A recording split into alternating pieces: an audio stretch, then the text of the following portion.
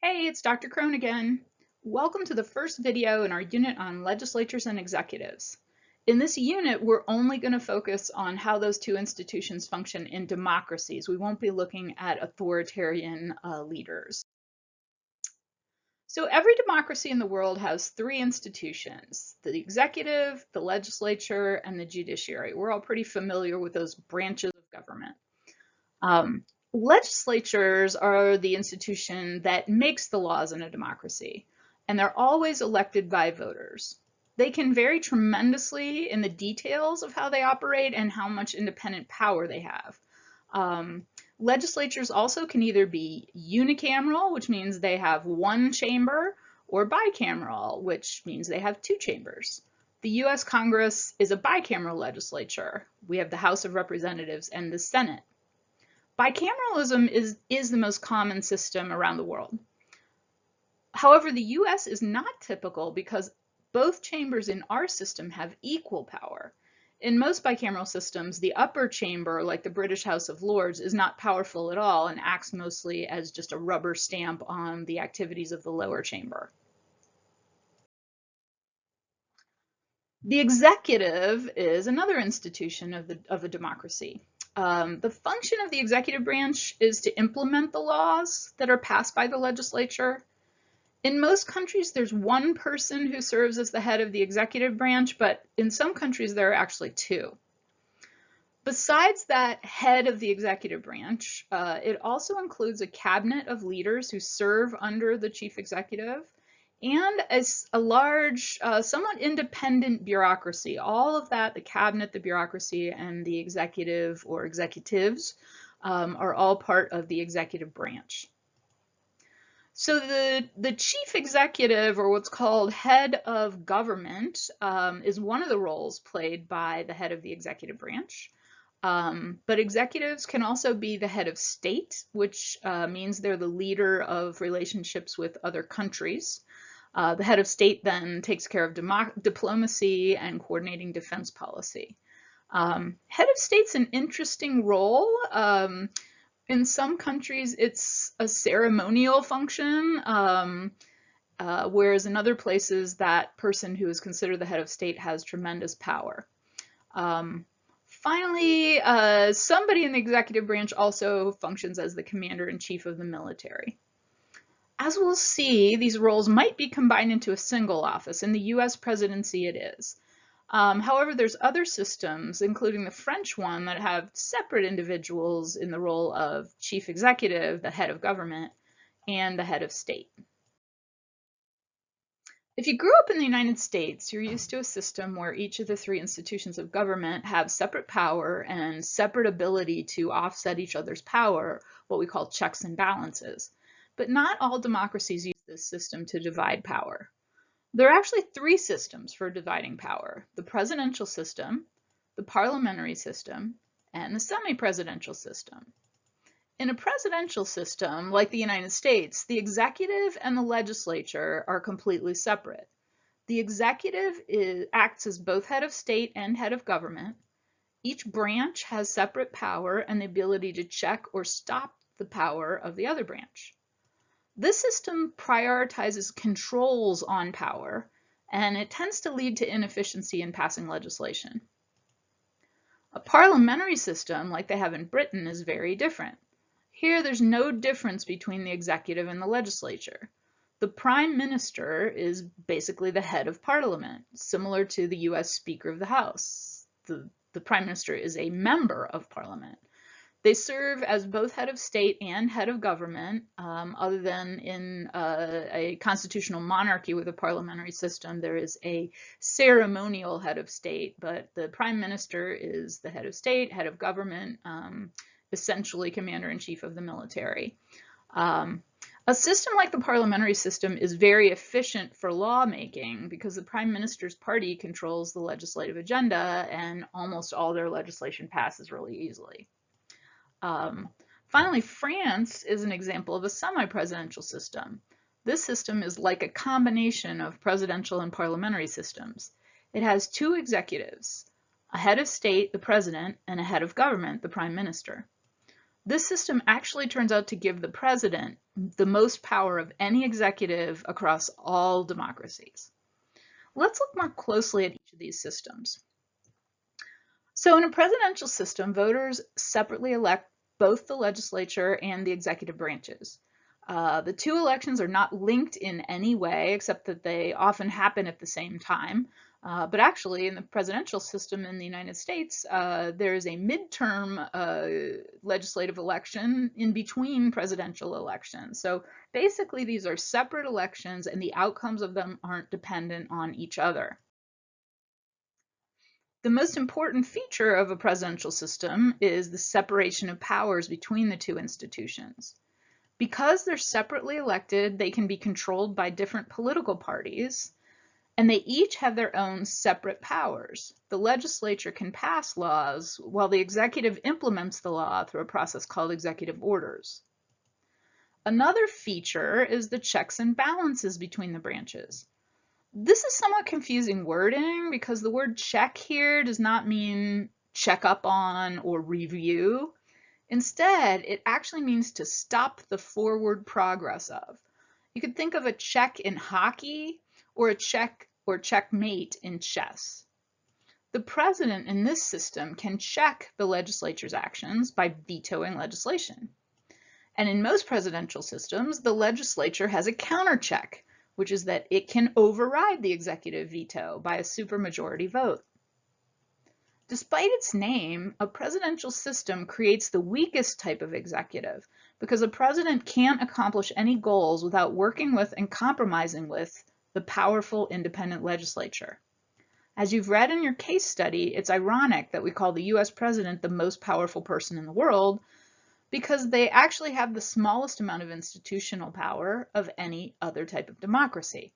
Of course, we call the US president the most powerful person in the world because they're the head of the largest economy and the largest military in the world, but the president is still strongly checked by an independent legislature. As you can see from this diagram, a parliamentary system is really different. Here, voters only have a direct vote on the legislature, not the executive. Once Parliament is elected, then its members elect the head of the executive branch, who's usually called the Prime Minister or Premier. Here we see the British Prime Minister, Boris Johnson, who's been in office since July of 2019.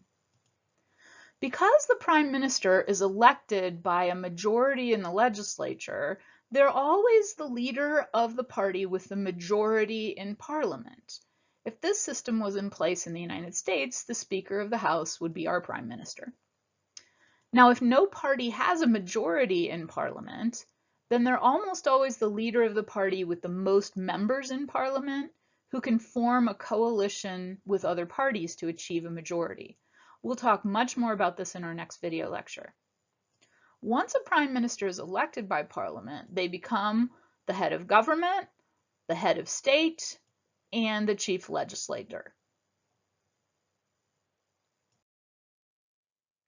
Being head of government means that the Prime Minister gets to select a cabinet of advisors to run the bureaucracy.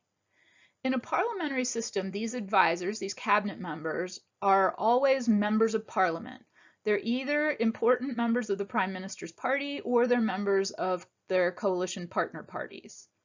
This group of people, headed by the Prime Minister, is called the government. Their proposals all pass easily because parliamentary party members always vote to support their party. If they break that rule, then the government can fall and new elections are held. More on this in the next video.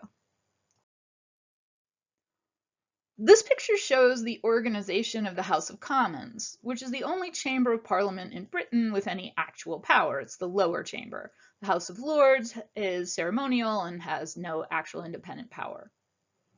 As you can see here, the parties arrange themselves in the chamber to represent the government and its opposition. The people who sit in the front on the left here are called frontbenchers of the government's coalition party. Essentially, these are the cabinet members, the members of what's called the government.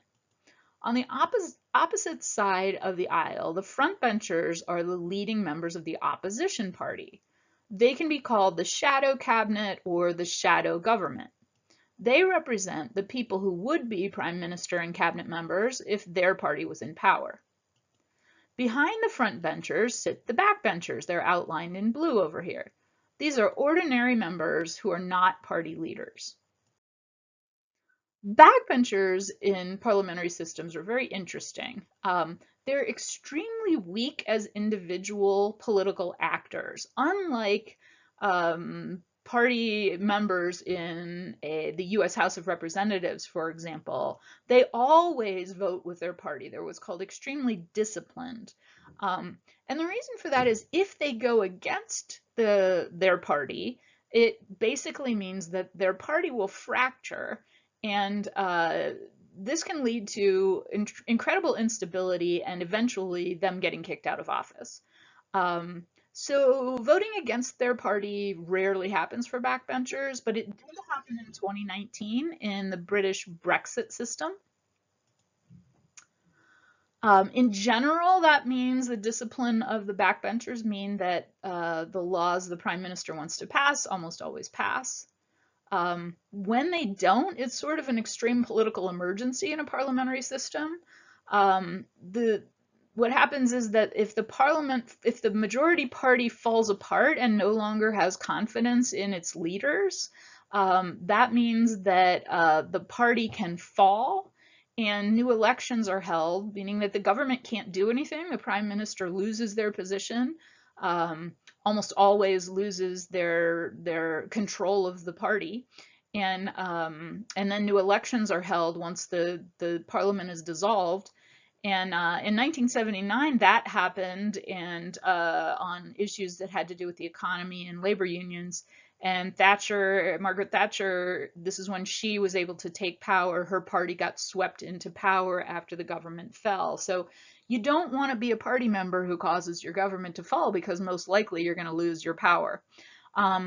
In 2019, it looked like the British government was going to fall, and the Conservatives Party was able to avoid it by pushing Theresa May out as prime minister. She resigned, stepped down, and the party members voted in Boris Johnson as their leader, so they didn't have to have new elections. He actually called for new elections, which often happens in that situation, as a show of strength, and actually that did strengthen the party. All right, now you know a little bit about presidential and parliamentary systems. Let's talk about our last system, the semi-presidential system. This is really like a hybrid between the two systems. So you can see here that voters in a semi-presidential country like France vote separately for president and for a legislature, just like in a presidential system. But then what happens is once the president is elected, let's look here, once the president is elected, they then are in charge of appointing the prime minister. So this gives the president a lot of power because the president appoints who they want to run the legislature. So the legislature does have to approve this person. So the president can't just select any old person. However, the legislature doesn't have independent power to select a prime minister for themselves. In practice, this is going to create an extremely powerful executive, because unlike a parliamentary prime minister whose fate depends upon their ability to make the parliament happy, the president wins a separate term in office and doesn't have to fear losing support of their party members in parliament. And in practice, the president in a system like this generally controls parliament, which tends to be a very weak body. It has no independent power, essentially. The president can fire the prime minister and can dissolve parliament and call for new elections. So under the threat of this, the president essentially controls the agenda of parliament. So Emmanuel Macron, the current French president, has far more ability to get his agenda passed than Donald Trump does in the US. I always wanted to say that if Donald Trump wanted to be the most powerful president in the world, he should have gone to France. To add to the strength of the president, in a lot of semi-presidential systems, the president also has wide emergency powers. So emergency powers mean that the president has the ability to suspend civil liberties when there is a threat to national security.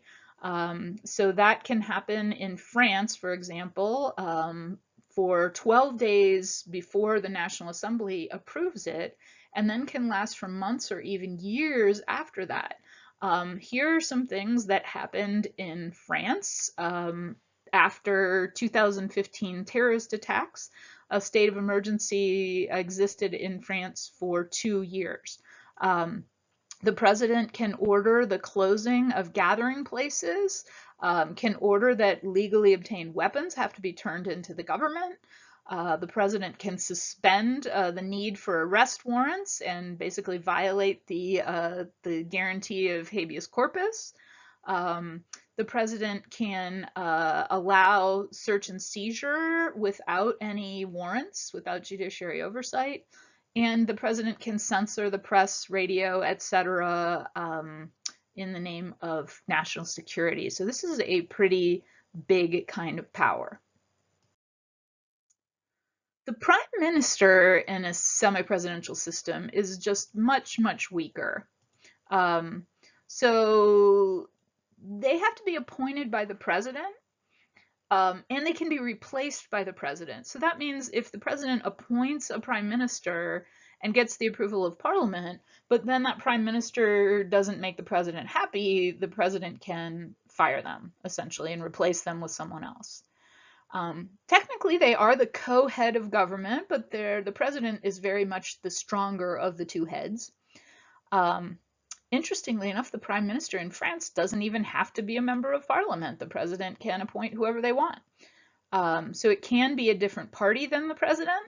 That's called cohabitation, and that will often happen. That actually happened here. Edouard Philippe is a different party than the President Macron. Of course, they both see very much eye to eye.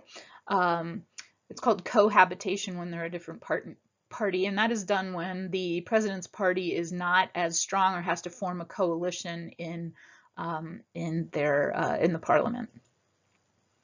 The prime minister's power is to appoint the cabinet, but the president has to approve of them. And they run the parliamentary sessions. Basically, what they do is enact the parliamentary agenda of the president. The legislature in a semi-presidential system is weak because it doesn't have any true functioning check over the president. You can see here it's basically a rubber stamp. In France, the National Assembly passes 90% of the president's legislation. It's actually a miracle that they ever push back on the president. Because the president can dissolve the National Assembly if it goes against the president's agenda. And what happens when they dissolve it is it forces new legislative elections and the appointment of a new prime minister, but it doesn't impact the president's term in office. And therefore, the president can force the National Assembly to pass things just by threatening dissolution in new elections. That's not true in a parliamentary system, for example, where the prime minister's fate is very much tied to the fate of their coalition in the legislature. So political scientists have spent lots of time trying to figure out which system is best, which promotes democracy the most. Our old friend Juan Jose Lintz decided that parliamentary system is best. He looked around the world and noticed that parliamentary systems were the most stable and the least likely to experience democratic breakdown. And so he saw a number of really good advantages that are listed here for a parliamentary system. And he said that presidential systems and semi-presidential systems are more likely empirically across the world to lead to authoritarian rule or democratic breakdown. And what he says is that happens because of the power that's given to the separate power that's given to presidents in those two systems. He really thought semi-presidential was terrible. He liked presidential systems much better than semi-presidential. But if Lintz had his way, everybody would be a parliamentary. And since then, there have been a number of critiques of Lintz's views. For example, many have argued that parliamentary systems give prime ministers far more power than a presidential system does, especially when their parties are really unified, and that presidential systems are best because of the strong checks on the president's power. even though presidential systems in many countries have led to democratic breakdown, their supporters say, well, that's because a lot of times they happened in the Western Hemisphere, especially in Latin America, because of the influence of the United States there in the development of democracy. A lot of countries just took on the United States version. And they said, look, those countries are poorer. We know that wealth leads to democratic stability and poverty leads to democratic breakdown. That's what explains it, not the presidential system. Also, a lot of critiques of Lintz point out that the countries with parliamentary systems, especially in less developed countries, were British colonies almost exclusively. And that influence of the British may account for higher levels of democracy there rather than it just being something to do with the institutions themselves. So you'll have to think for yourself. There's more on that controversy in your textbook in the executives chapter. So what do you think about this would be a good thing to post about in the discussion board. Speaking of that, that's the end of our video lecture on the ways that power is divided. This is the first of 2 videos in our unit, so be sure you watch both videos before you post in the discussion board. Our second video is about electoral systems and democracies. I will see you next time.